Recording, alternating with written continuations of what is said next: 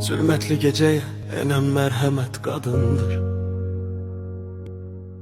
Susmuş yüreklere doğan mehabbet kadındır. Yorgun ruh içinde kalkan kuvvet kadındır. Kırılmış kalplere gelen saadet kadındır. Sessiz düşünceye açılan hikmet kadındır. Yaralı gönüllere doğulan şefkat kadındır. Ümitsiz gözlere yenen ülfet kadındır. Karanlık yollara gelen hidayet kadındır. Yanar katileye çilenen rahmet kadındır. Kalplerin derin sirrine yazılan ayet kadındır. Yorulmuş nefese yeniden güdret kadındır. Sönmekte olan eşke gelen hararet kadındır.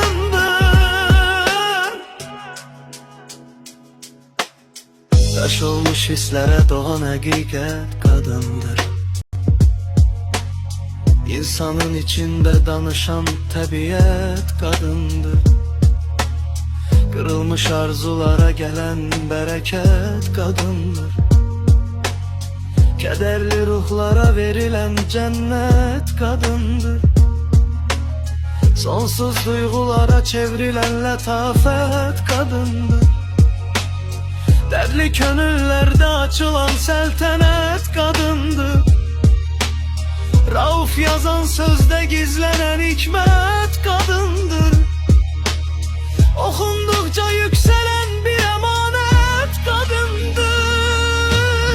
Yanan hatireye çilenen rahmet kadındır. Kalplerin derin sirrine yazılan ayet kadındır. Yorulmuş nefese yeniden güdret kadındır. Sönmeyde olan eşke gelen hararet kadındır. Yanan hatireye çilenen rahmet kadındır. Kalplerin derin sirrine yazılan ayet kadındır.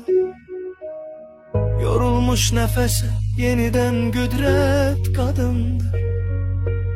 Sönmeyde olan eşke gelen hararet kadındır.